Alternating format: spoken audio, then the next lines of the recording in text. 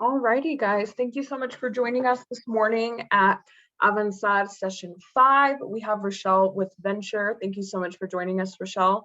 I'm Nicole. I'm the events intern with the Arizona Hispanic Chamber of Commerce. We also have Elizabeth, who is the events manager, and a couple other staff online as well, like Rosa and Christina. So thank you guys so much for joining us. I'm going to have Rochelle intro herself, and then I'm going to go ahead and go around and have you guys introduce yourself one by one. And then we'll do a quick intro of your name, your business, how long it's been active, and then what's one HR thing that you would like to work on for your business. So Rochelle, if you want to go ahead and introduce yourself, and then I'll start picking on people to start introing themselves too. Sure. Good morning, everyone. I am so excited that I am here to be able to share this information with you today. I am a senior employee experience specialist from Venture, a PEO that's here local in the Valley, as well as throughout the nation. I've been in human resources for over 20 years, and I am certified PHR, SHRM as well. And today we'll be presenting, I believe you received the summary of this workshop. And so I'll be sharing some information with you. Please always engage with me during this conversation. It's a conversation. I'm here to be a resource to all of you. And any questions that you may have, as Nicole said, I'd like to know in the forefront, any HR concerns or questions, things that I can address throughout the presentation, just to let me know that. Perfect. Thank you so much. Thank you. All right, I'm just going to go in order of my screen. So Fernando, you can go ahead and get started. Like I said, name, business, how long it's been running, and one HR thing that you would like to work on. Good morning, everybody. My name is Fernando Monterez. I'm the owner of Royal Coffee Bar. I'm also the CSO of Sarastar Technologies. So one of the HR problems that I like to work on is, actually, I would like to implement something a little bit more preventative, maybe like gym memberships for like everybody that works with us. So something along those lines. Awesome, thank you. Joycelyn, you're next.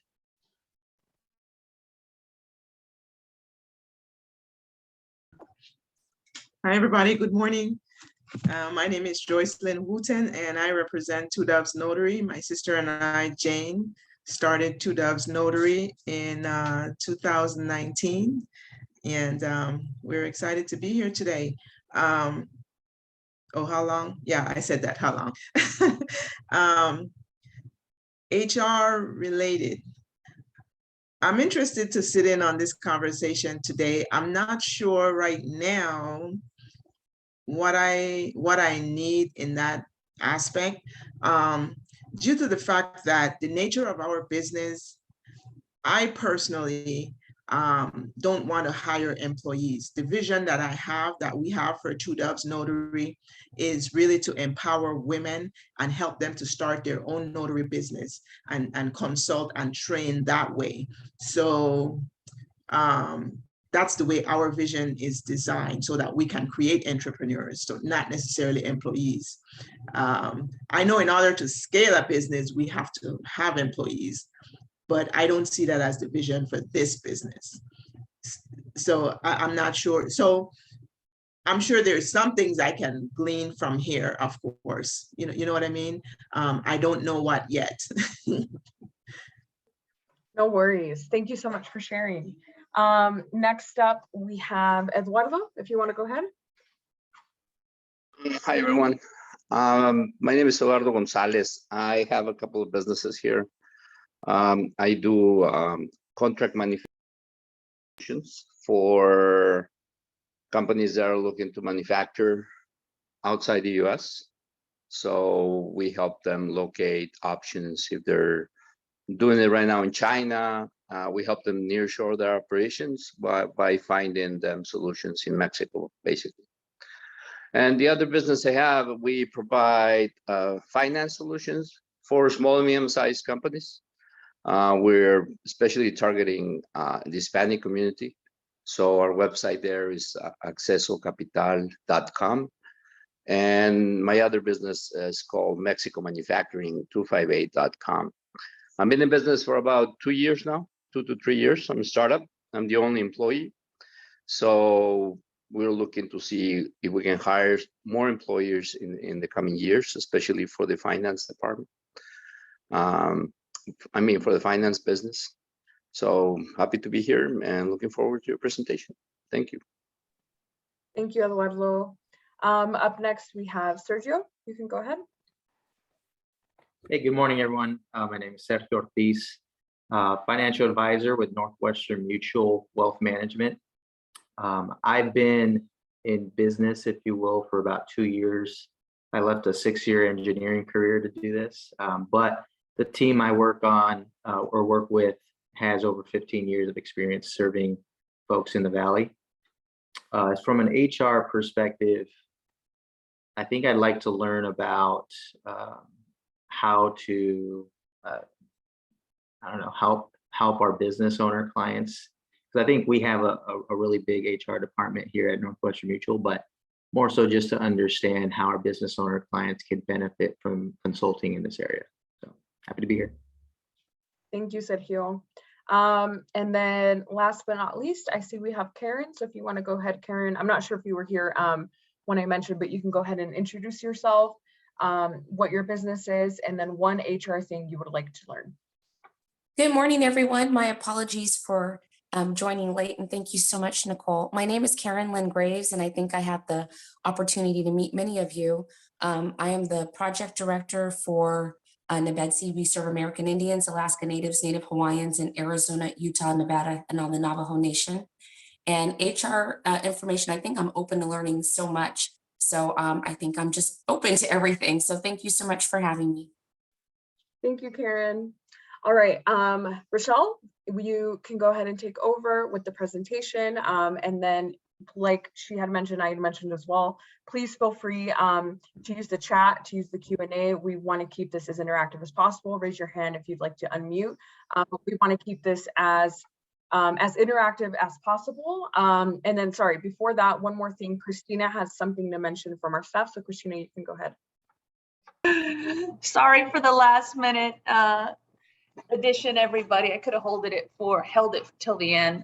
Good morning. My name is Christina Gonzalez. I'm the Vice President of Corporate Partnerships at the Arizona Hispanic Chamber of Commerce. I just had one thing for Rochelle as we're thinking about what we're wanting to gain from this, and maybe it's beneficial for everybody since we're all working from home, or at least off and on now. I think one of the things we're constantly trying to learn from a kind of human resources staffing perspective is how do we continue to enhance and keep our productivity up, right? When we are working remotely, I think we've been good at it, but always looking for new tips, techniques for how we can keep kind of the fire burning and keep people productive while they're working remotely. So thank you. Thank you. Thanks, Christina. All right, you can go ahead, Rochelle. I'm gonna go ahead and monitor the chat. So if you guys need anything in the meantime, we'll be here. Okay, so will you give me access to share my screen? Yes. Okay. Let's go ahead.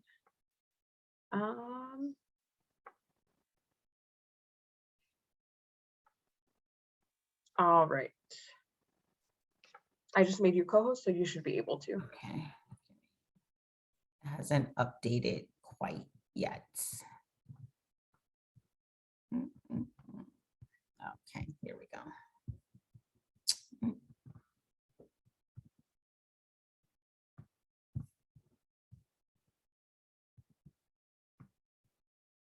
Okay, so what can we, okay. Can you see the presentation? Yes. Okay, great. So as I said, welcome everyone. I'm excited to be here today. The purpose of this workshop today is to go over and review some ways that you can grow your growth plan for your small business. And so what I will be sharing with you is, one, the importance of reviewing your business plan.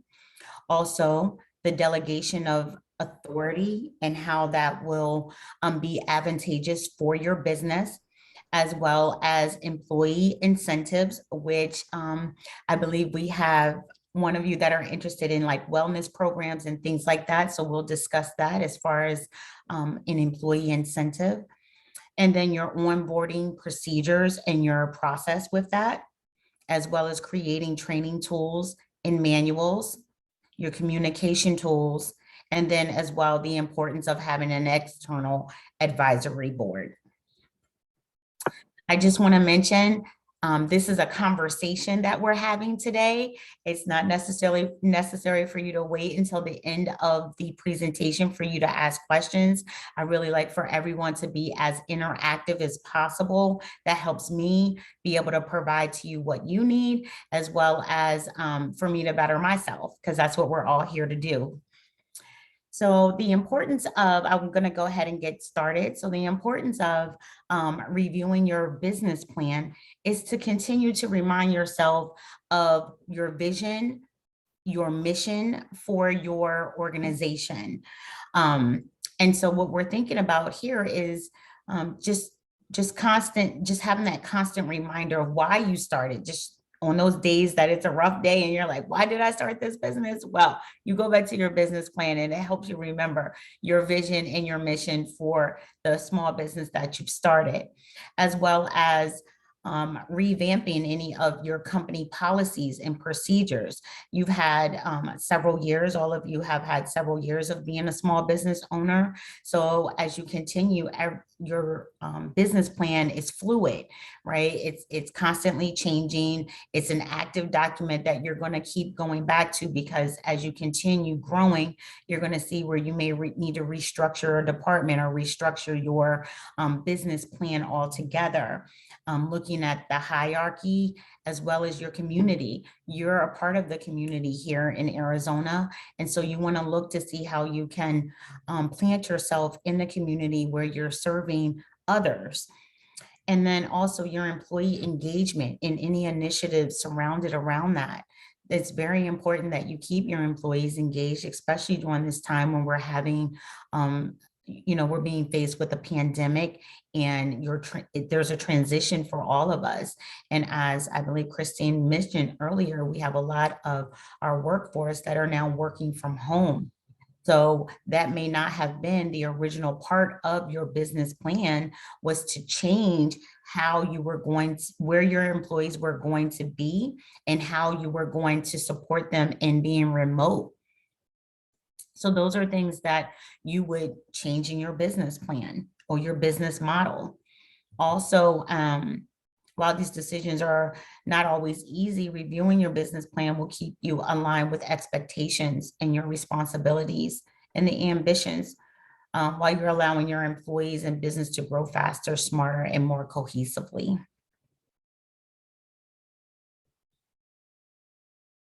So the key things here, that the key reasons why you want to continue to review your business plan, of course, are your finances, opportunity to uniquely partner and have investors, if that's even something that's part of your business plan.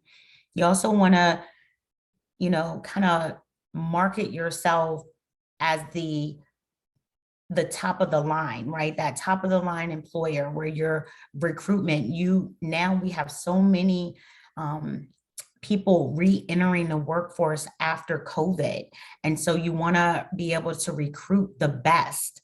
And by doing that, you're marketing yourself differently than what others are that are maybe in your industry or your competitors. You want to stay abreast of your SWOT analysis that you did when you originally started your company, thinking about the strengths. Now that you've been in business for several years, your strengths, the weaknesses that you're still being faced with, some of the threats, and also your strengths. And so you can present that in the form of recruiting new employees, because now people are looking for something different. They're looking for that work-life balance. They're looking for ways to be able to be with their family during this difficult time, but also still create different avenues of income for themselves. So we see more people, especially minorities, that are becoming entrepreneurs every day. So keeping those employees engaged is very important. And then just making your business decisions and where you want to see your company grow, what direction you're going in. Maybe that's changed over time. Like I mentioned before, the pandemic has made a lot of changes to our country as well as our communities and our employees. So you always want to keep that a part of your business plan on how you're going to stay abreast of the trends and the changes that are taking place.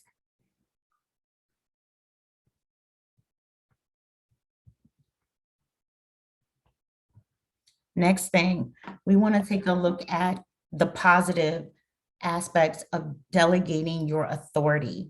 It may be difficult sometimes when you're starting a small business to relinquish some of that, right? You're starting your business, it's kind of your baby, you want to hold on to it, but you have to trust that you are hiring the right people, right? Is to be a part of your business, that you're going to empower, that you're going to let them know that you trust them by delegating the authority to make certain decisions. So you always want to, progression is not built upon perfection, but in visualizing the goals and the steps to reach it. An individual, a team, a business cannot progress without embracing the ideas and thoughts of their most valued asset, their employees. Delegating empowers employees to be creative and innovative. Delegating increases diversity as well as collaboration in a business and can establish the blueprint for expanding your business success. Through delegation, you embrace change, learn to adapt in every evolving industry, and structuring your business for the success from the ground up. So you want to always keep that in mind when you're looking at opportunities to take things off of your plate and delegate them to the trusted employees or advisors that you have that are supporting you in your dream for your business. Delegation can also be a clear sign that you respect your subordinates' abilities and you trust them to have the discretion in making decisions. Thoughtful delegation is also a way to stretch and develop people within your workforce. This is often more powerful than through periodic professional development. Delegation helps people recognize their importance to the team, inclusiveness, which fosters a deeper sense of commitment and engagement from your employees. Leaders can create change agents among employees by delegating. So what do you all think about that? Are any of you having a difficult time delegating your authority? Anybody want to comment on that? Yeah, that sure is the most difficult part of doing our job, because it's difficult to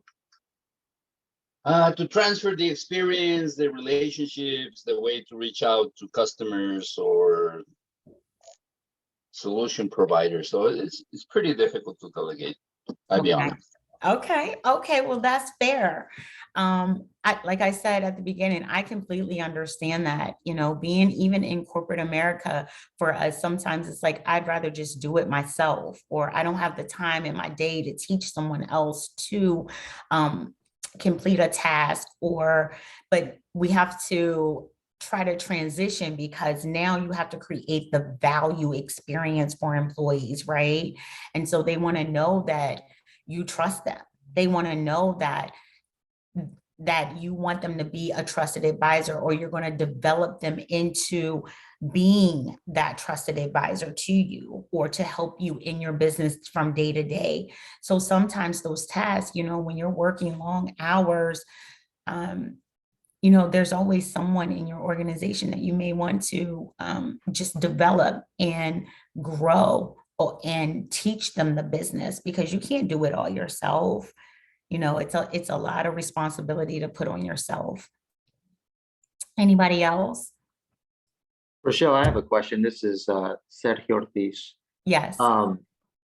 What are some techniques or some strategies that can help business owners or organizations delegate without making the employee feel like they're on an island and it's, you Mhm. know, swim or sink kind of mentality? Like, what are some strategies to, you know, help them develop, but also make sure things get done and all that stuff? Definitely, Sergio, that's a great question, and thank you for posing that. So I think the first thing that you want to do, it starts with your recruitment, right? And knowing what goals, personal and professional goals that candidates are looking for, because you want to hire the right person. So that's where you're going to start with creating that your strategic plan on your recruitment, because you want to make sure you're bringing in qualified employees that want to grow, number one, want to grow in the areas that you need them to, right? They need to be developed, so that creating a training plan as well, where it's not giving them all the information at one time, but maybe task specific training that you can give them to see how they do with one project. And then it just, that trust increases over time as you start to train them on one project at a time or one task at a time, instead of making them feel overwhelmed or, as you said, on an island of their own to learn everything at one time. That's good. Thank you. Okay. Anyone else have any questions on this? Input? Okay. So the next thing we want to think about is, how are we going to incentivize your employees to stay?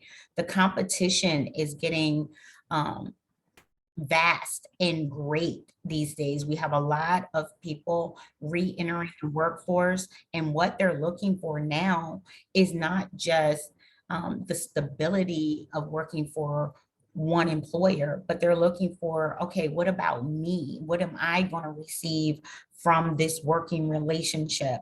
Why is this company the company I want to choose over their competitor? So you think about those things when you're thinking about putting in those incentives. So we have wellness programs as an option. A lot of employees now, they're thinking about their mental health, having that remote employees or demographics of employees that are working from home. We need to now start thinking about their mental health. So your EAP program is going to be important, and that's a benefit that your employees don't even have to enroll in your benefits, right? But it comes along with, it's a rider on your medical plan. So we definitely want to support those mental health days. I've seen where companies now are having mental health days instead of just offering PTO. We want to make concessions for when employees need to go to the doctors, or, you know, having that flexibility. That's another incentive when you want to have those flexible schedules for employees, as well as, you know, there's gym memberships, there's the cost sharing on that. And I know that as a small business owner, you have to be mindful of your cost and your bottom line. And so you look at it as a way that you're investing in your employees. So building and expanding your business relies all on your employees. So providing them with incentives, it keeps them engaged as well. It creates a team culture where, you know, you have employees coming together where we're like, oh, we're going to work together on this project and earn this bonus as a team. So you have those team building opportunities as well. So incentives are a great way to ensure that your employees stay motivated to do their job, to the best of their ability. Giving incentives to employees not only motivates them to do their work, but it can also motivate them to stay longer working for your business. According to Glassdoor, incentives do attract talent, with 57% of candidates reporting it as one of their top considerations before accepting a job. It has been found that productivity improves by 20 to 25% in organizations that are connected to their employees. If you are offering incentive trips or things that multiple people will be able to win or attend, then it can help with the team bonding and strengthening the relationships between your employees. Whether it's employer, employee, business, consumer, or business and business, your relationships are established on the foundation of the respect and the common goals and teamwork. So those are reasons why, positive reasons why you want to start looking at those incentives that you're offering. Is anyone that's on the call or any of you offering incentives right now?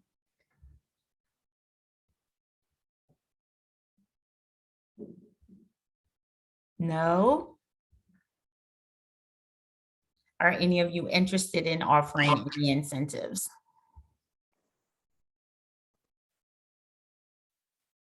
Okay. Rochelle, I'd like to ask something that I've been noticing lately with my clients. And this is across the states, and doesn't matter what state. It's been very difficult for them to hire people, to find people willing to work. Yes. Got clients in New Mexico, in Texas, Arizona, California, you name it. They're all struggling trying to find people.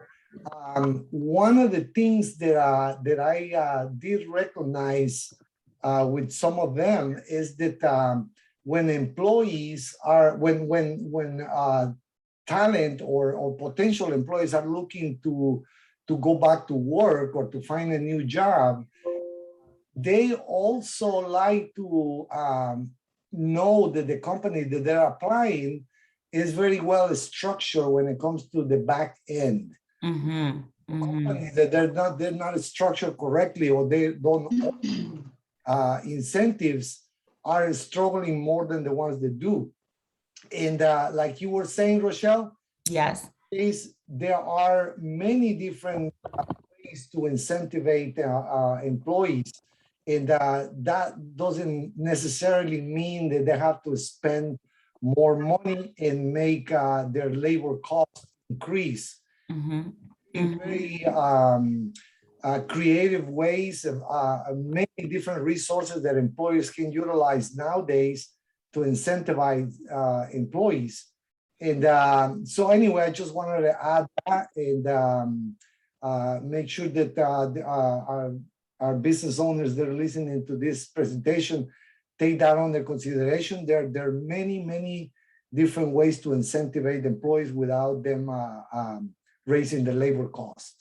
That's very true. You made some very valid points there, because we do have employers that are struggling right now. There's a lot of businesses now that are offering sign-on bonuses. I recently did an offer letter where we negotiated with a potential employee. We couldn't bring them in at the salary that they wanted, but what we did is we said on an annual basis, they would receive a bonus until it got them to the salary that they wanted.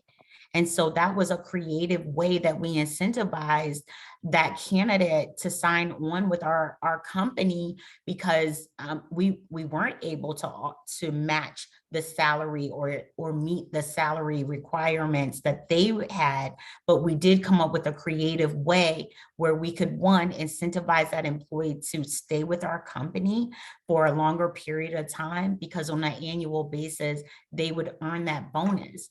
And then to increase productivity, right? Because everyone wants a goal that they're working towards. So, you know, your salary is one thing, but those bonuses are something different, right? They have all different parameters, whether you're in sales or even an HR professional could receive a bonus to incentivize them to buy into the company's vision and goal and to stay motivated and engaged. While they're the back office and they're not the revenue generating department, they still are a key part of that process, the key part of keeping employees engaged and recruiting the right the right employees for your culture. So that means a lot when you start looking at those incentives. That's what people are looking for, because really everyone is the about me, like not necessarily, we've changed as far as America or even other countries where, it used to be where you found your stability at your employer. Well, now people are finding their stability in other areas. And so that competition changes for small business owners every day, and as well as larger organizations. Yep. Yeah, if I may, really quick, I'll respond to Sergio's question. Sergio, there are many, like I said before, there are many different incentives and benefits that are popular, let's say nowadays, but this depends also on the industry, on the level of employment.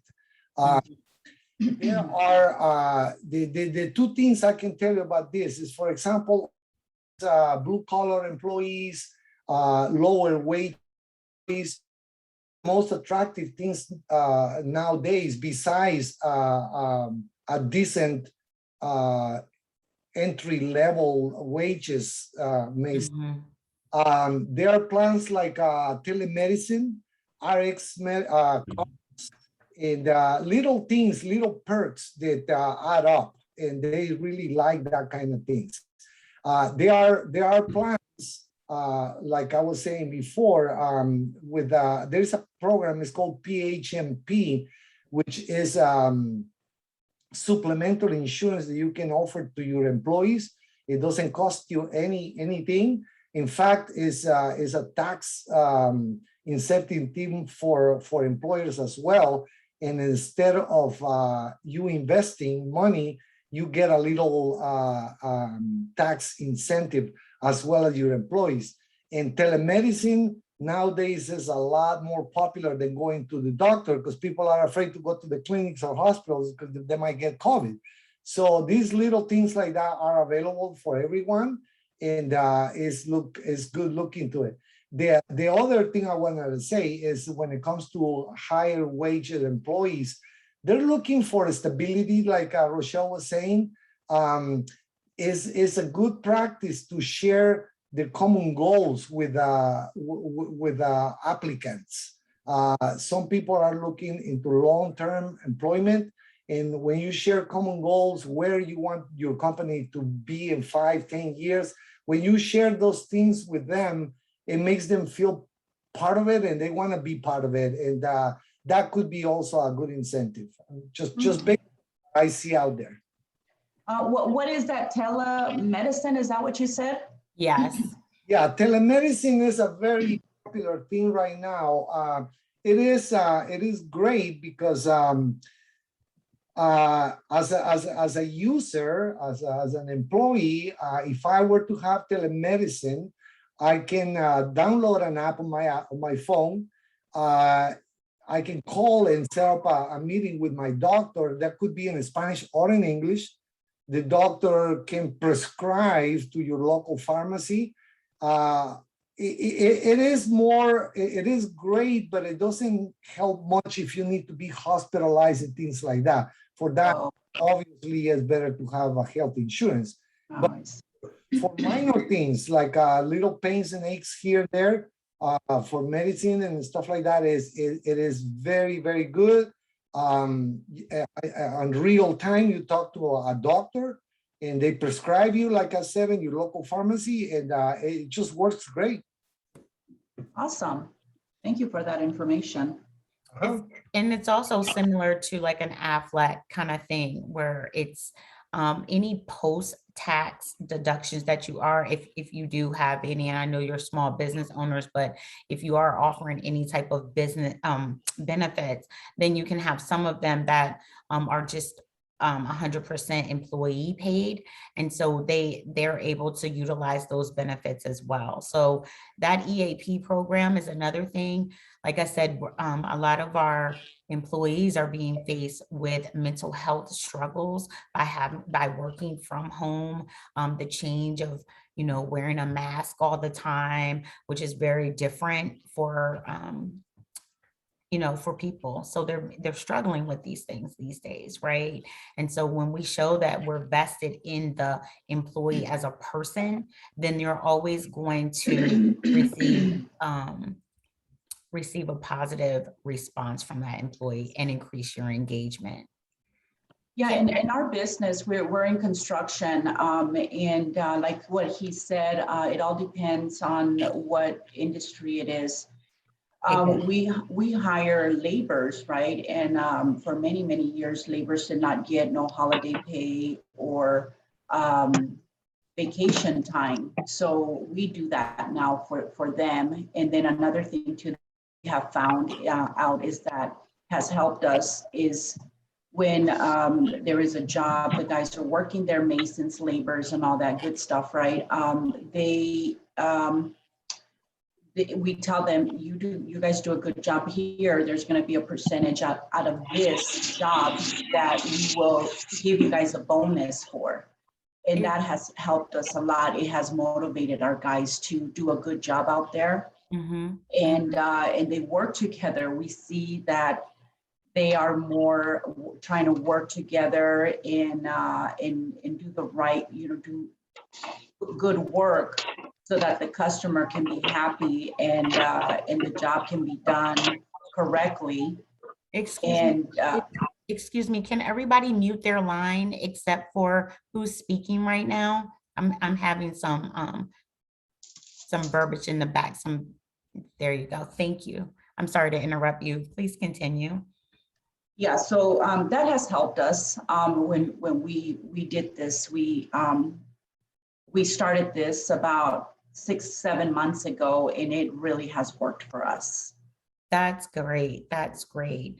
Another thing that we can think about, right? The holidays are coming up. And so this is a great time where you have families that are, being faced with the cost and of the holidays. So there's always, those gift certificates to Walmart or to the grocery store or something like that, or even having your employees get involved in the community and doing community service, even though that doesn't seem like an incentive, but it is, right? Because you're creating that camaraderie amongst your employees and you're going out into your communities. And so your companies are getting that exposure, right? In supporting different organizations within the community. And so that incentivizes employees when they feel like they're a part of something.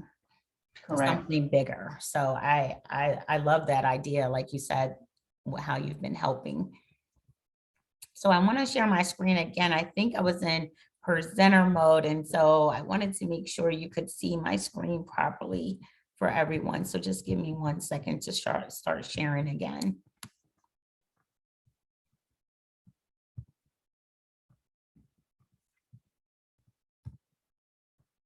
Okay. Is that better for everyone? Yes, that's perfect. Sorry about that. That's okay, not a problem. Okay. So now we want to look at your onboarding process. So I like to incorporate onboarding and orientation because even though they are separate, your onboarding kind of leads into the orientation that you are giving your new employees when you're hiring them.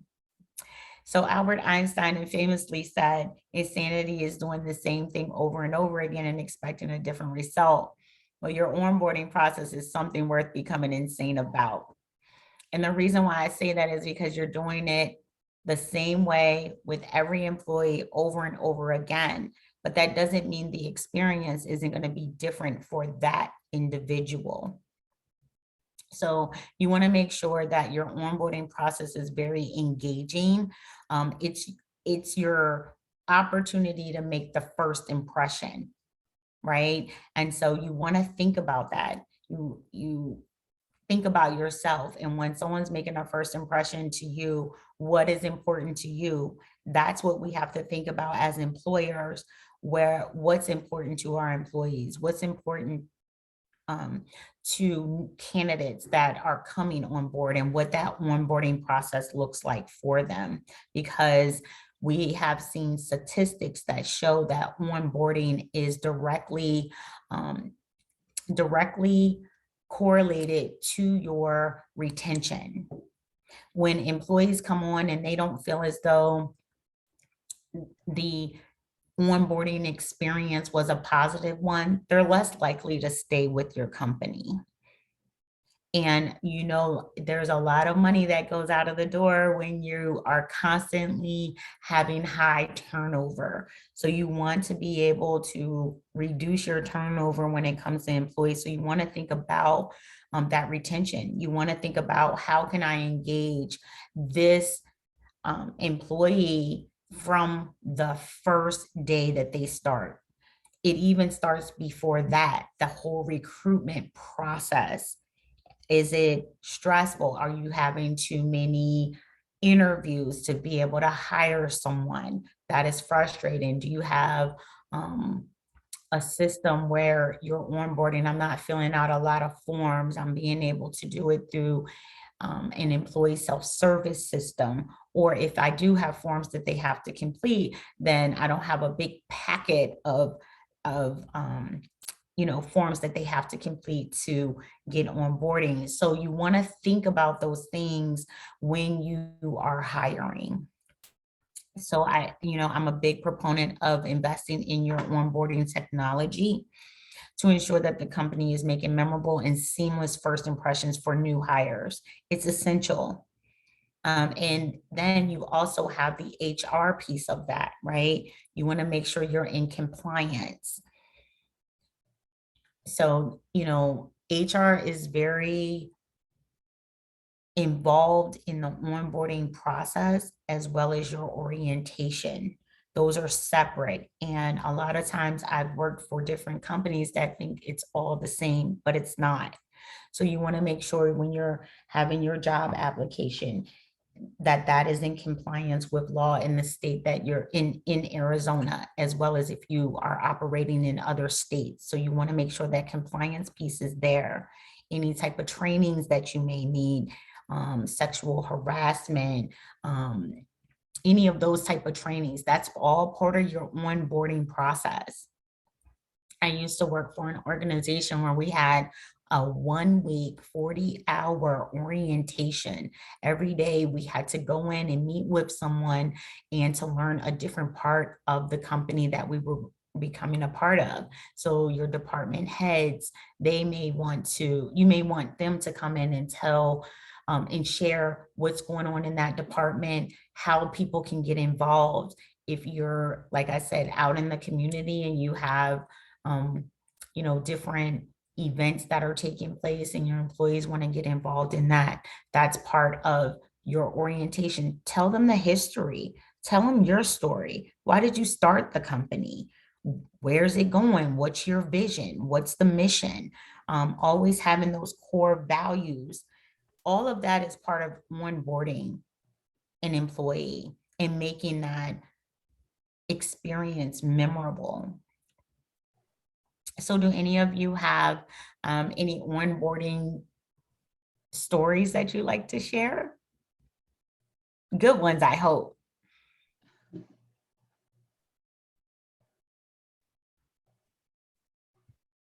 Okay. Anyone have any questions in reference to their onboarding process? I have a question, Rochelle. It's Christina again. I know at Venture, you guys offer a lot of fantastic service to your clients and small business members. If you're a small business and maybe you don't have an onboarding strategy or guide or something like that, do you guys have templates or things like that you share with new members to try and help our clients to help them with this process? Oh, definitely. So our clients, they go through a process, the integration process that we have them anytime we bring on a new client. And so part of that is really going through your business plan and seeing what are the services that we can offer and support you with. And one of them is the HR piece of it. So we always have templates that are circulating that we provide our clients that can help them with their HR needs. Fantastic. Thank you. I think sometimes as small business owners, I know from our interaction with them, you guys are all so busy just making your business run that you may not have some of these elements. I think that's the beauty of the services that Venture provides. And I think when we get to the end, maybe Rolando and I can share a little bit more about what that looks like. And then also, you know, if you may be a one-man show at this point, right? And so one of the things that I just find that SHRM, Society for Human Resource Management, is a really great resource. They have a toolbox for everything. So they're also, I'm not advertising for them, but they're also a good resource for you to be able to use as a small business owner, where some of those templates and forms and things like that are out there and available to you, even if you have not, you know, arrived at the size where you're ready to go with a PEO such as Venture. You may just still be at that preliminary stage and starting. So they have a lot of templates out there, and they're in compliance, and they can also teach you about being compliant in the different states. I have a Rochelle, question. can I have a question? Oh. Okay, go ahead, Jocelyn. Yeah, I just wanted to piggyback on the question that Christina was asking. So as a small business person, or is it what you guys do, Rochelle, at your company, for us, would we be able to outsource that part of our business? Yes. Is that what you guys do? Yes, that is what we do. Mm-hmm. Yeah. Okay, okay. I can take that really quick if you want, Rochelle. Oh, sure, go ahead. Yes, Nicole, right? Jocelyn. Jocelyn. Yeah, Jocelyn. One of the things that one of the reasons why the PEO industry has grown so much in the last 2-3 decades is because everything that we do, it is a non-revenue producing things for small businesses. You must do. If you hire employees, you gotta be in compliance, you gotta report the taxes, you gotta do the payroll for them, the HR part, the workers' compensation. Is a never-ending list of things that you must do to be in compliance, and also to make sure that your company is moving in the right direction and getting ready for growth.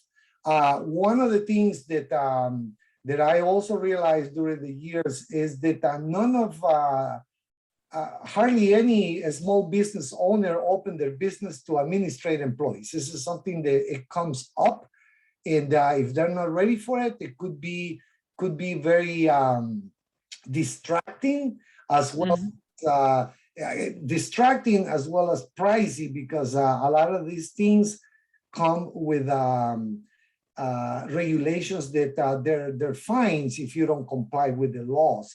So yes, in other words, there are different options for small businesses to do the back end, and either hiring people or outsourcing it.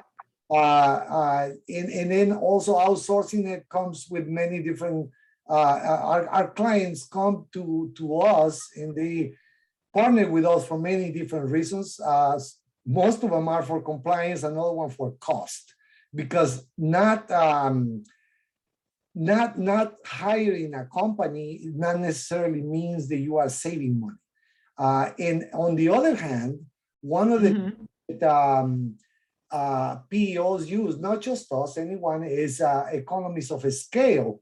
And what that means is partnering with a big company like ours, it give you special rates when it comes to benefits, workers' comp, and all of these things. So at the end of the day, it might be cheaper than hiring a couple of people to run your payroll, to your HR. It might be cheaper to what? I mean, it went out. It might make more sense financially to outsource your employee administration than doing it in-house. Oh yeah, I agree. Thank you. And Joycelyn, this is Christina again, and I'm sorry we're interrupting Rochelle's wonderful presentation. Oh, no, that's fine. I think if you've been through some of our other webinars, you'll know that we've had a fantastic relationship with Venture for almost, I think, 3 years now, Rolando, or 2.5. Anyways, but the services that Rolando talked about, I mean, they were great. They will give you an assessment. We'll give you Rolando's number afterwards, and he will tell you whether or not it makes sense or not for you to use their services, right, Rolando? So if any of you are actually interested in their services, we'll make sure that we connect you guys with Rolando, Rochelle, and they can maybe give you an assessment. So Yes, and I'm sorry, everyone, and especially you, Rochelle. I have a hard stop. I got another presentation to do at 10. So I'm gonna put my phone number there, and Rochelle, thank you, and Christina for this presentation. yes, thank you, Rolando. I'll connect you with anybody on the line afterwards that's interested in learning more. Thank you. Thank you. Thank you. Okay, that's great conversation. I love the conversation. I'm glad that we're thinking about how we want to run our businesses and move forward and be in compliance and all of that. So thank you so much for even thinking about Venture as an option. We're definitely here to provide you with a true assessment of your organization and to see what services that would be best for us to offer. Hi, Rochelle. Hi. Hi, I'm Rigo Duran. Joined the meeting a little late, but Okay. just wanted to give you a little bit of an incentive that companies are starting to use and that not many people know about it. Companies, when they hire new employees, especially at the middle level, they are bringing them in and they are giving them bonuses, future bonus in cryptocurrency, in Bitcoin. So what they do is they share with employees that they will place cryptocurrency in their wallets that they actually form for or make for them. And the cryptocurrency has an advantage that with time, you never know what the value is going to be, but according to the statistics, it has been growing since 11 years ago. And so, for example, today it's almost $60,000 each one. So that's not a way to bring them into technology, to get them into the new technologies and to start them thinking, you know, with artificial intelligence and seeing the future. And eventually, at the end of the year, that piece of Bitcoin that they gave the new employee, you know, 3 months into the job, may be bigger than the day one. So that's a way that people are doing, and I just wanted to share that with you. Well, thank you. Thank you very much for sharing that.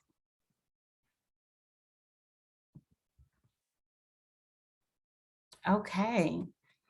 So the next topic that we want to take a look at is your training. So set your employees up for success, encouraging them to develop, communicates to your employees your investment in them.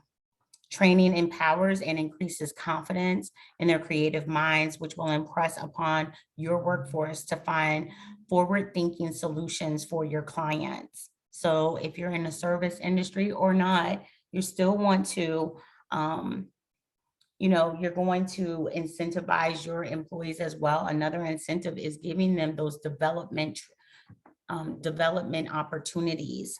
So myself, you know, I am an HR professional. I have certifications. My employer supports me in maintaining my certifications, as well as any additional courses that I need to complete, any CEUs, those continuing education units. And so those are things that you may want to think about as far as increasing the performance of your workforce by creating those trainings.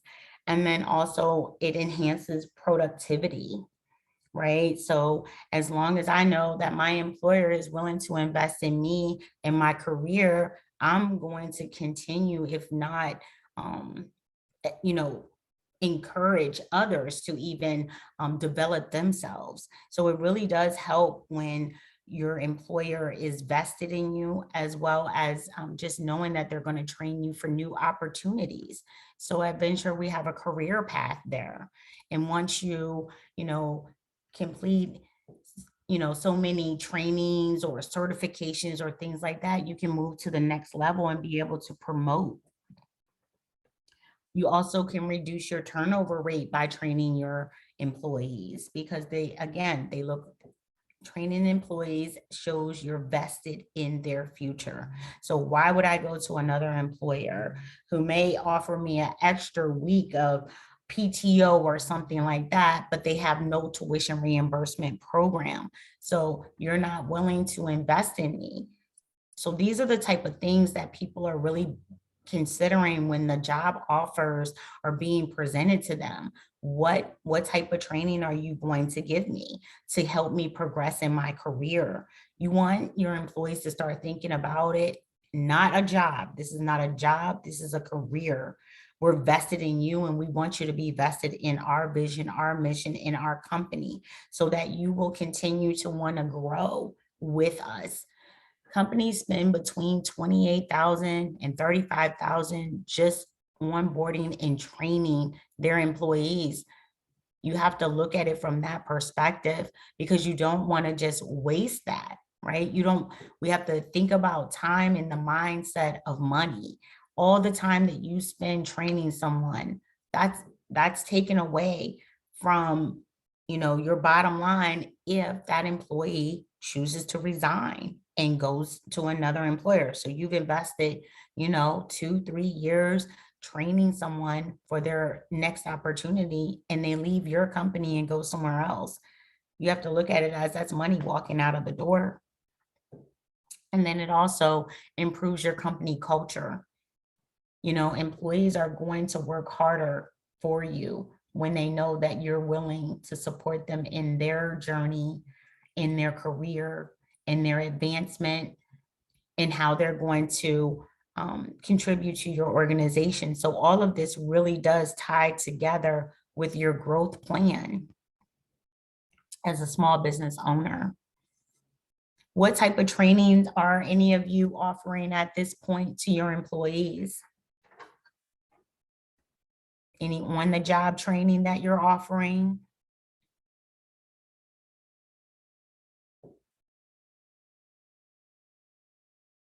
Okay. Are you interested? Are you thinking about creating a training plan, having manuals or even videos, electronic trainings, things of that nature? Have you thought about any of those? Anyone? No, not necessarily, but I'm wondering, the companies that are winning at this, if I should put it that way, what does that look like when they talk about retention?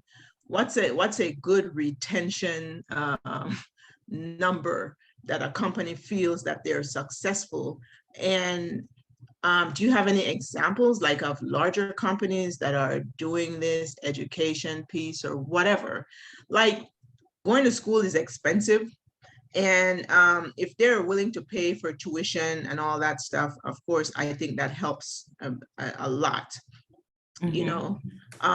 So what is a good example of who's doing this in terms of the companies that are really reaping the benefits of doing these things? You know what I mean? There's some companies that are better than others in their retention. What's a good retention number that they feel like, or that we would feel is successful for people staying with us, So that's definitely industry based, right? Because you can, if you're in the service industry, say the restaurant industry, your turnover rate is going, oh yeah, your retention rate is going to be probably a lot lower than, venture. Our turnover rate is probably our turnover rate, which ties into your retention, our retention, we're shooting for, 85% retention, depending upon, your industry, or you want to look at a 75% retention rate, right? So it really does depend on the industry, but I would say with small business owners, I can't speak to that, but I would definitely like to provide you some of the, those statistics after the meeting. I'll be more than happy to take a look at that for you. Rochelle, this is Christina. I kind of have another question to piggyback maybe on what Joycelyn just said. So I think, do you have any suggestions around, like, I think for most people, end of the year brings maybe those conversations with employees about performance reviews and things of that nature. What are your recommendations around, at talking to employees about what their goals are and building a, I guess, training plan around what their interests are? Right. That's a great question. So as I would say, at Venture, we have a career path, or we have succession planning, right? And so when we want to develop an employee to take a role, like when we're looking at our workbench, we want to look at the employees that are willing to train to take those positions when someone else is promoting into another position. So looking at certifications is definitely a big thing right now. People do not want to invest in paying a lot for a college education or another degree when they can get a certification for less money and less time. So, it could be a range of $1,500 a year for some companies that they'll reimburse you, or depending upon what that certification looks like. If you're going for a degree, they're going to want you to go support you in going to a school for a degree that ties to your current job. So some employers, they'll let you go for any degree and be willing to do your tuition reimbursement. But the key thing is making sure that they're passing the courses, and also, that they have a certain GPA as a result of that.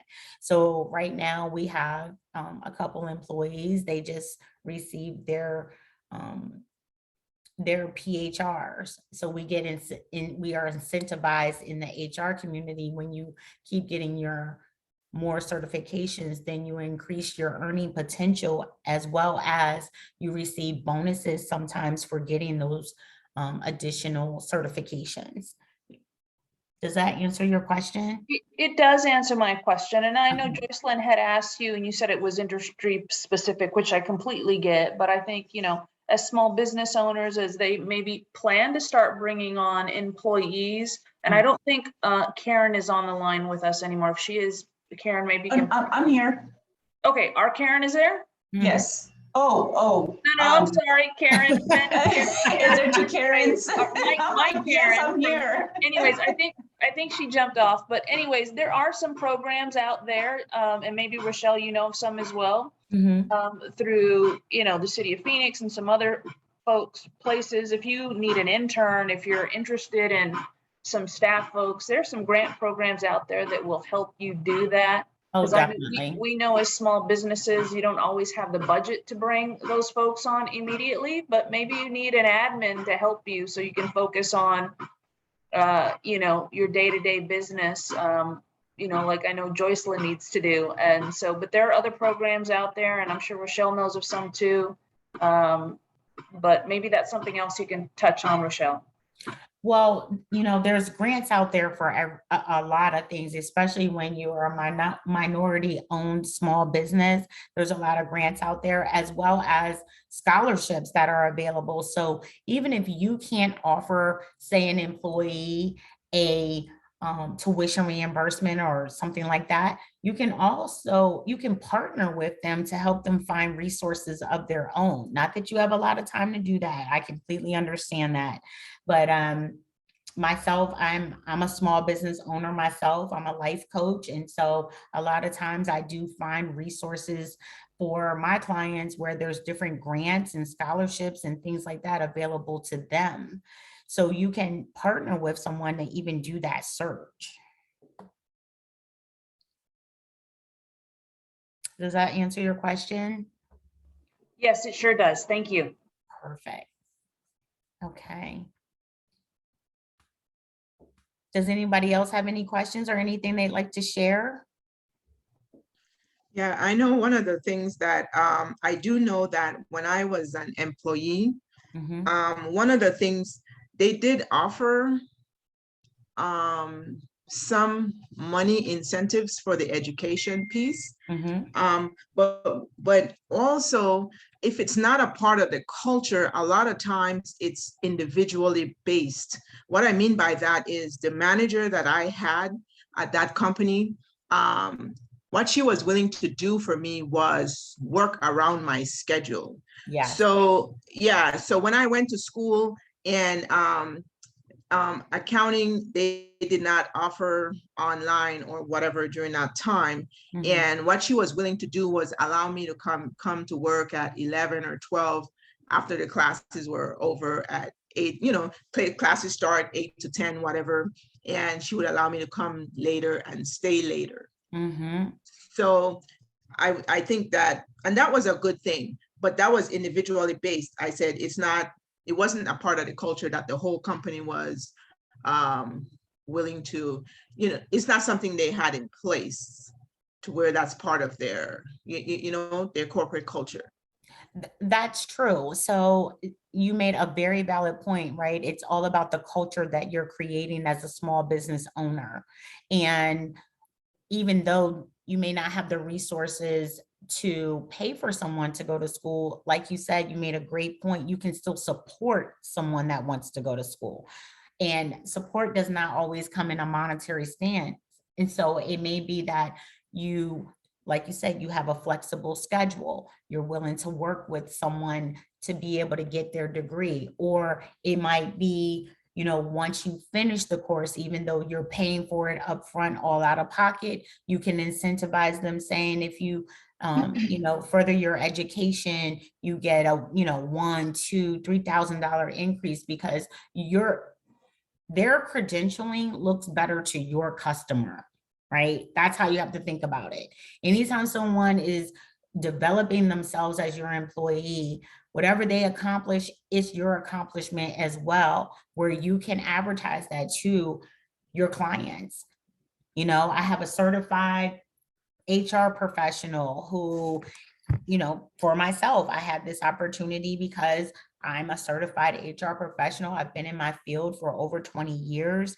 And so I have that experience as well as my credentialing to be able to present it to other companies and for our business. So there's different ways to do it. And I think that's a great way to look at it when you're a small business owner. You do have to be more creative sometimes. I have a question. Sure.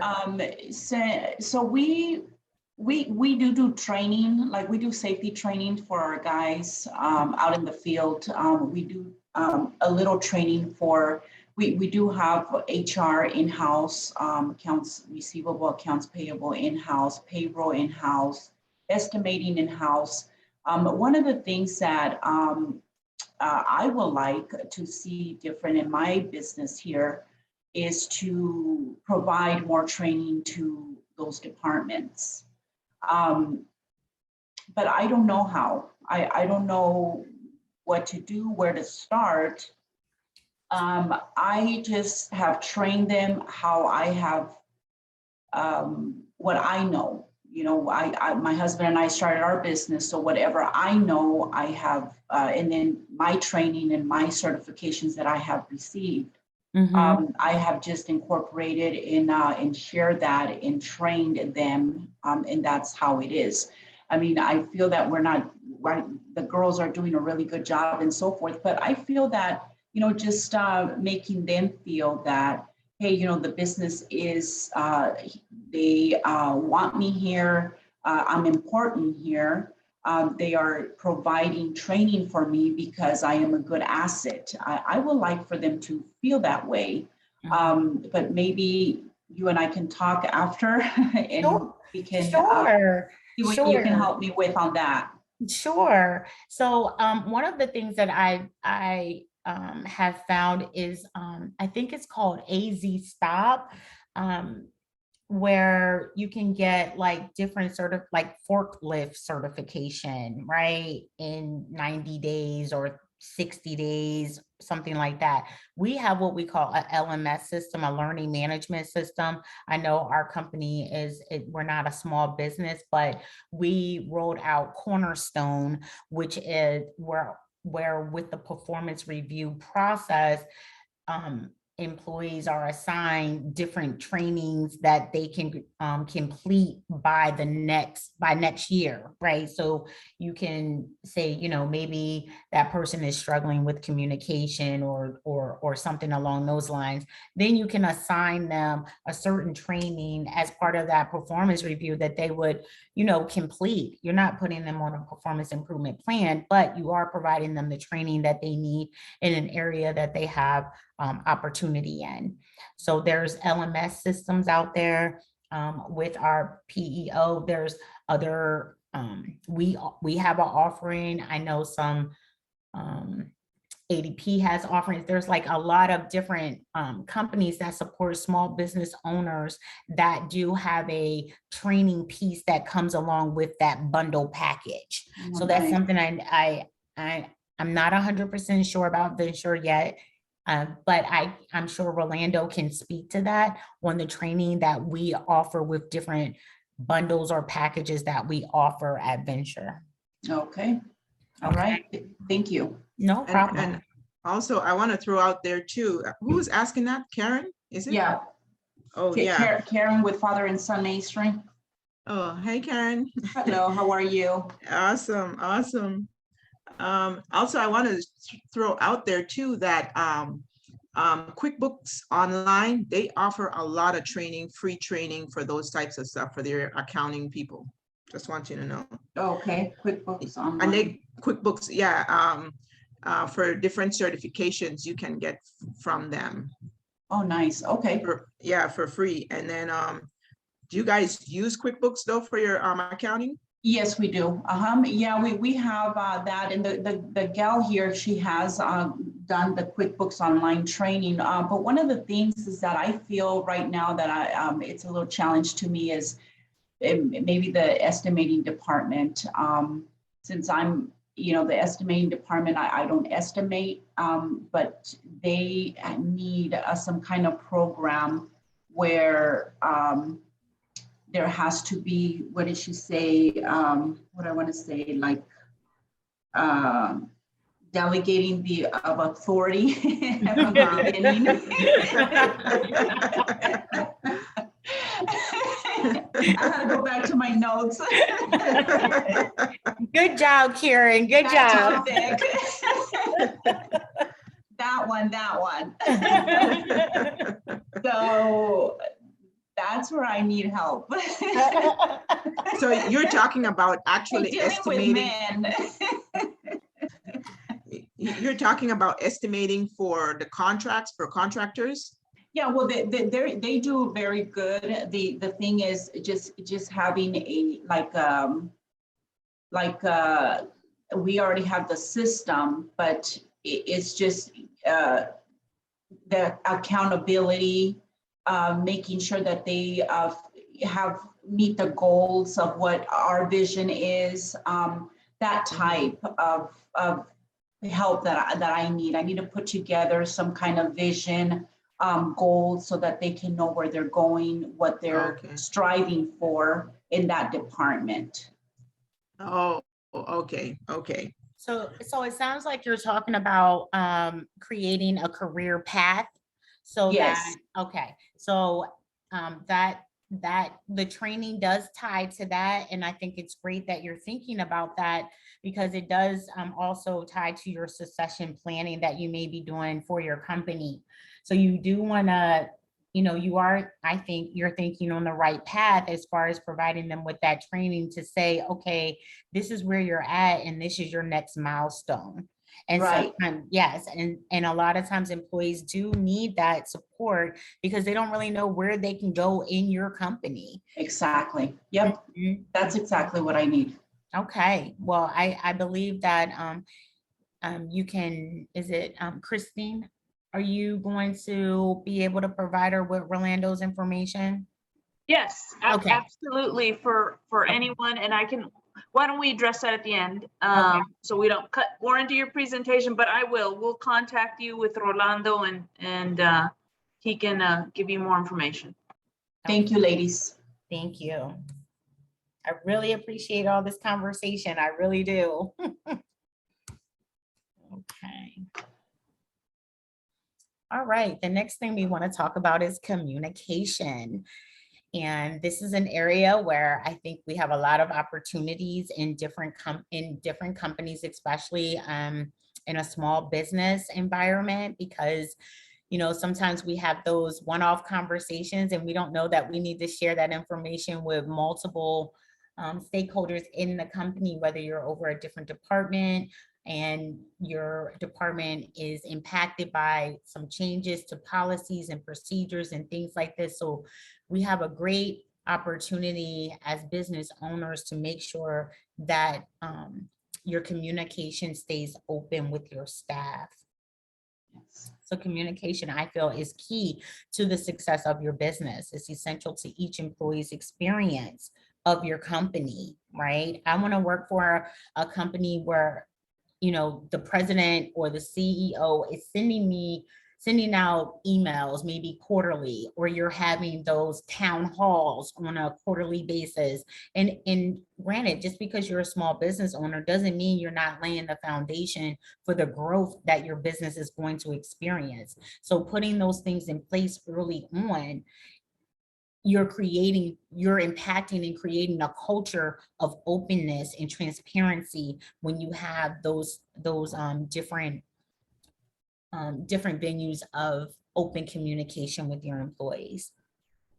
Also making sure that your employees are aware of your mission and your vision. I have worked for a lot of different organizations where one department doesn't understand how they're an intricate part of the growth of the company, right? You have your back office staff. There's like, I'm not a revenue generating department, so how do I fit into this? Well, as a business owner, it's your responsibility to a certain extent to make sure that every department, every employee understands how they are essential to the business, because that's going to keep them engaged. Oh, I do matter. Oh, okay, this is important. All right, what I'm doing is not just making widgets. I am being a part of a team, part of an organization that's growing, and I'm an intricate part of that. So those are the type of things that you can communicate to your employees, as well as communicating with employees informs them of the importance of all departments, as each one plays an integral role in your continued growth. So enhancing those working relationships, whether that communication is between departments, department heads, understanding how you're going to collaborate on different projects that you're working on, right? So increasing that employee engagement, because you're constantly letting them know, okay, you are valuable. And that's not something they should only hear during performance review, right? They should hear that all the time to see how my work impacts the overall growth of this company. Increasing that teamwork, building a culture where everyone feels like they're part of a team. That all comes through communication and definitely collaboration and ultimately empowerment. So if I have a manager who is interested in my career path, then they're going to work with me to continuously say, okay, maybe we need to get you a mentor to help you develop some skills. It, like I said, it doesn't always come in a monetary form where you have to pay for a training or pay for something, you can have a mentor right there in the office that will take someone underneath their wing and come up with a mentoring program for that individual. You may not be ready to roll out a whole mentorship program, but that's going to communicate with them on a, say, bi-weekly, monthly basis. Like, what are the things you're accomplishing? Where would you like to go in your career? What kind of training do you need? Things like that. I do find that, you know, I have managers all the time that I'm working with that are uncomfortable having those difficult conversations with employees. They just try to like sweep it under the rug. Well, that gets bigger and bigger, and then you're gonna trip over it, right? So you have to take the time to communicate those difficult conversations. Whether it's performance or attendance or anything that you are communicating with your employees about as far as their job, career at your company, it makes a difference. People like to be talked to. They don't like to be left in the dark where they don't know what's going on with your company. I'm very involved with mergers and acquisitions, and I know that a lot of times employees will come into those acquisition meetings having no clue that the company was even looking to sell or looking to that they were having any type of issues where, you know, some companies just come in and say, okay, today's your last day. And employees are like, wait, you just ripped the rug from underneath of me. I had no clue this was going on. So just, you know, there are certain things that, you know, don't need to be communicated to employees, but there's a lot that does. And you have a lot of opportunities as business owners to make sure you're creating that, that open door policy, that ability to come in and talk to your leadership, making sure your managers, your line managers, that mid-level manager is comfortable having those challenging conversations with employees, or on the other end, where you have a manager that is doing very well at edifying his employees and affirming them. Some people need that. They need to hear, doing a good job, did good on that project. Thank you so much. Just saying good morning sometimes makes a difference to an employee. Like I said, I cannot stress what the place of our country right now with the pandemic and how many people are being impacted by it. They're mentally and emotionally, and things that they're dealing with, maybe sometimes at home, that it's coming into the office. They just need to, you need to come up with a plan. You need to talk to your employees. You need to let them know that, you know, I care about you and I appreciate the work that you're doing. Does anybody on the call, do you have any employees that you find work better when you affirm them, when they're doing a good job? Anyone?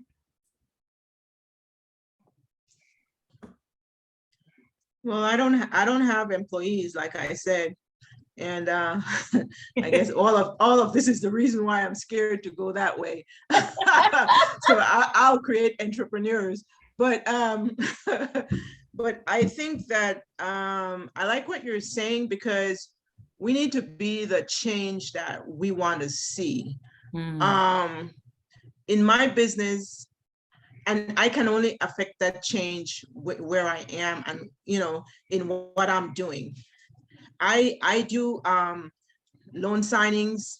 You know, I work with a lot of realtors, title companies to do the closings, you know, and this communication piece really sucks in this industry. Like, you know, like if there's one thing that I could really complain about is the communication, because there's so many people involved in the process, you know, and so the lender doesn't, you know, the escrow didn't know the title was this. And then when I call the client, oh, I didn't know I was supposed to bring this money because the lender didn't tell the client, you know. And so this is a frustrating part of my business, you know, this communication piece. What I realized at this point is what can I do to the level, you know, to where I am. So my job is to go out to the clients and execute their documents, witness their signatures, you know, they sign their loan papers, right? And that's my job. So what I've been doing is I make sure that I am communicating with them very well, you know, because that's where I can bring the change. Yes. That's where I have control over, you know, and so that's what I'm working on. I guess that's the light bulb that went on for me, because I really I cannot, you know, and I'm going to tell you, a lot of times when I go to these clients and I do their closings, they'll say to me, Joycelyn, does this company, no, some of the companies have a, what do you call it? The survey? Yes, yeah, some of the companies, yeah, they have a survey in the packet. And I would, you know, at the end of the closing, I would give that to the client and they would look at it and they'll say, is this for the company or is this for you? Is this for the lender? Yeah, they asked me that. They say, is this for the lender or is this for you? And 9 times out of 10, they'll tell me, they're like, Joycelyn, I'll give you an A+ review. This company, I'm not signing this, you know? And so they tell me over and over again, they said, you were the best part of this whole process. You know how long it takes to do a loan, right? So you have the lender, it's taking them weeks, 2 months, 3 months, whatever. And they will say to me, you are the best part of this whole process. And I am not giving these people a good review. If I have to give a review, it's not going to be a good one, but I'll give you a good review, you know? And so, and that makes me feel good, right? Good, Joycelyn. That's very good. That's a great accomplishment. And, you know, sometimes we kind of are like doctors in a way. We lose that bedside manner, right? We think that we're in the day-to-day, we do administrative tasks, we think everyone knows the same jargon, and they don't. Some people don't. You know, home buying process is stressful for anybody. It is. It's a very stressful process. So, you know, I'm glad to hear what you're saying, because I know I've gone through that process a couple of times myself, and it was challenging, and I didn't feel like I was knowledgeable enough about everything to even know the right questions to ask. Yeah. And that's why we say at Two Doves Notary, we bring peace to the table. That's what okay, that's nice. You know, because it is a stressful time, and we bring that peace when we come there to make sure that it's done right.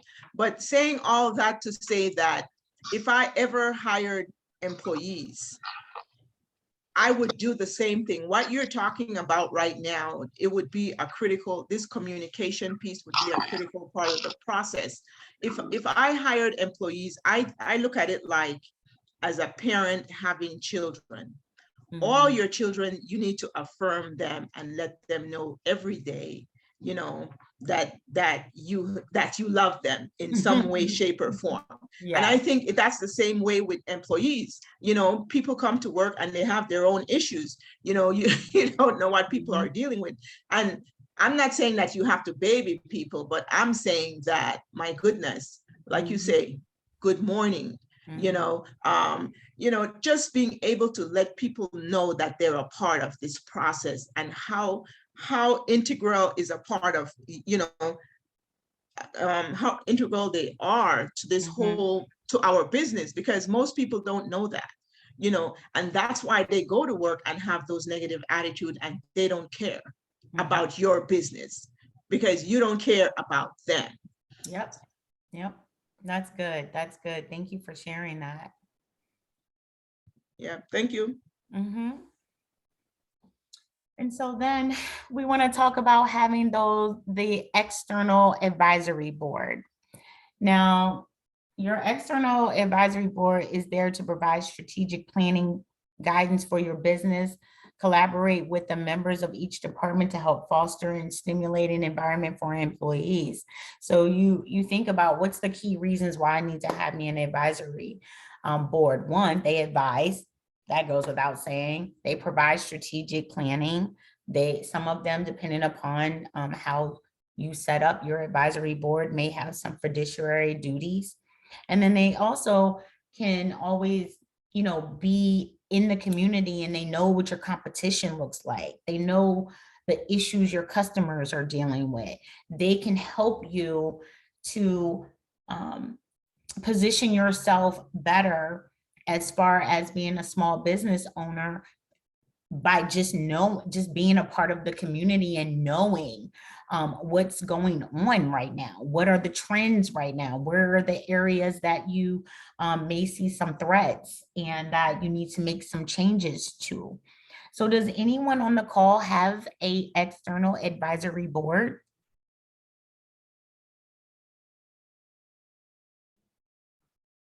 Okay, well, that's good to know.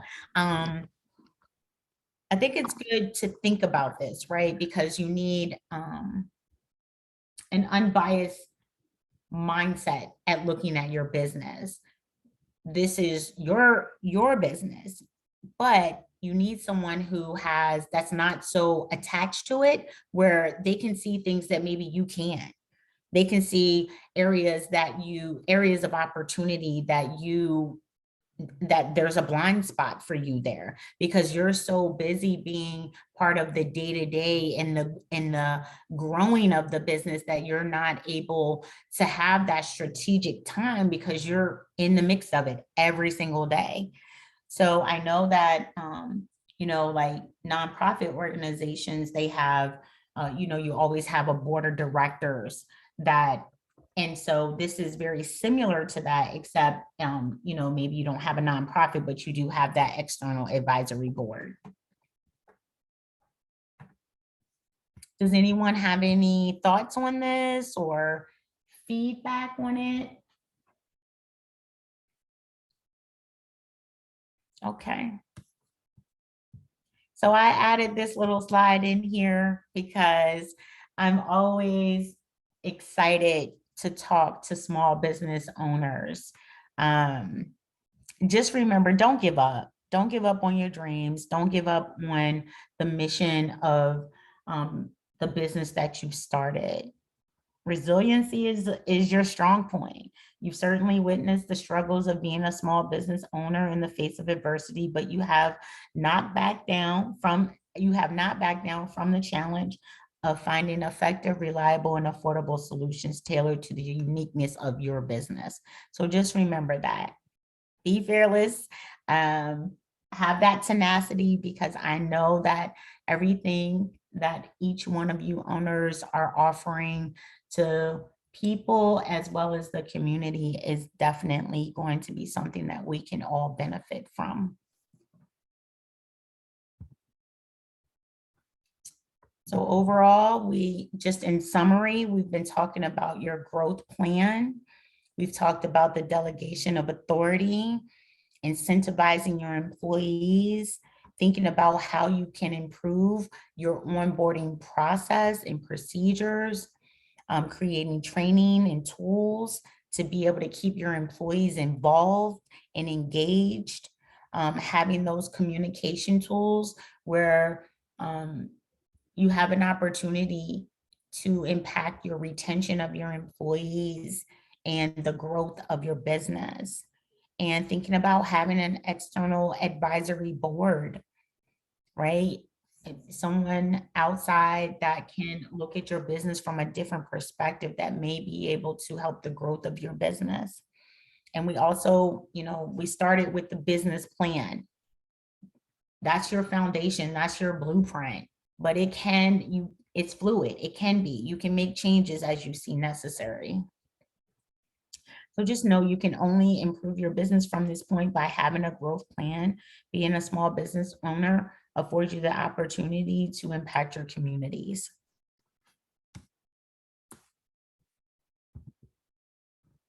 Any questions for me on any of the content? I know we've been having a great conversation throughout, and I really appreciate everyone's feedback and input. I think it's made it a great workshop so far. So does anyone have anything to say in closing? Rochelle, as we wait for some other questions to pop in, first of all, thank you so much for sharing. This was super valuable information, so helpful. Thank you also to the participants for sharing your perspectives, questions, and parts of your stories. We really appreciate it. I think I mentioned it at the beginning, but I'll be sending out a post-event email. Or post-class email, sorry about that. And it'll have the slides as well as the recording, as well as Rochelle's contact info. So if you guys want to get connected with her, you'll have her info there. I think Christina from our staff has something to share. So Christina, you can go ahead and then we'll dismiss. Yeah, great. Thank you, Nicole. And I'll just echo what Nicole just said. Many, many thanks to Rochelle and Rolando and the folks at Venture. We are super grateful for those of you that don't know or haven't been to one of our new member orientations probably in the last year or so. We do have an awesome partnership with them.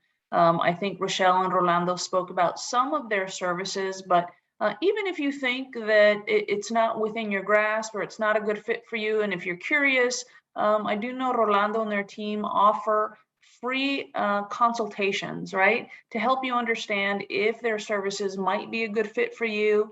I think, as he said, maybe what you'll save in time doing some of these back end things around HR, payroll, benefits, those types of things may save you money and allow you to put more time into your business. And through our partnership with them, our members receive a discount if you elect to use their services. So if you would be interested in getting connected with Rolando and the team at Venture and receiving that kind of free consultation assessment to see if it might be a good fit for you, please reach out to me. I'll put my email address in the chat. And then, as Nicole said, she will share a post-event email. Nicole, you can include my information in there as well. And I'll get you connected with the Venture team to see if you're interested in that. And if you're not interested in Venture, there are a lot of other services. I know Rochelle mentioned some of them. Reach out to us. Let us know if we can help you in any way. I think we talked about grant opportunities and different things. If you're looking to staff up, I know many of you are in a growth phase. Let us know how else we can help you. But again, just on behalf of our team and the chamber, again, many thanks to all of you for participating. And I'll make one last shameless plug here. You can see the background here, my Zoom screen. Yesterday, we launched an exciting program for us. We partnered with Blue Cross and Blue Shield to launch a suite of health insurance plans specifically designed for minority small businesses. So if you're interested in learning more, our team is getting out a recording. If you weren't able to see that yesterday, you can watch it on demand. And again, you can contact me if you're interested in getting connected to an agent or a broker to learn more about these Blue Cross Blue Shield health plans as we go into open enrollment starting November 1st. Please let us know. And if you decide to go with Venture, perhaps they offer great benefits around health insurance as well. We are a client, and that's actually where we have gotten our health insurance up to this point. So they have been great to us. So I think, Nicole, with that, if I've given people time to think of other questions, I think you can open the floor for other questions, but thank you all. Quick question on that, Christina. I wasn't able to be on that call yesterday, and I saw the email said, well, I'll listen to the replay, but it says 2 to 50 employees. So if we're solopreneurs, we're not count. No, you do count. Everybody counts. So the small group plans are for, and if some of you have tried to get insurance, I think it has been difficult, as it was for us as a chamber, until we connected with Venture and became their clients. But it has been difficult for many small businesses for many reasons to get health insurance. But Joycelyn, to answer your question, there are options and plans available for solo entrepreneurs if you are interested. So we can talk about that, and I'll connect you to the right person. Yay, thank you. Thank you, guys. Well, I was looking at the chat. I don't see any other questions or comments. So Rochelle, do you have any closing remarks or last minute comments? I just want to say to everyone that I wish you the best in your business and just the growth that you're going to experience in this next season. I'm just very thankful that I've had this opportunity to speak. So thank you very much, Christina and Nicole, for all your help. I really appreciate you. And just good luck to everybody. Thank you so much, Rochelle. Yeah, like I said, I'll send out that post-class email where you'll get the info, the recap of this, and then have info for our next session, which will be session number 6. And so thank you guys. We hope you have a great rest of your weekend. And thank you again to Rochelle and our team, and we'll see you at our next session. Thank you so much. Thank you, ladies. Thank you, Rochelle.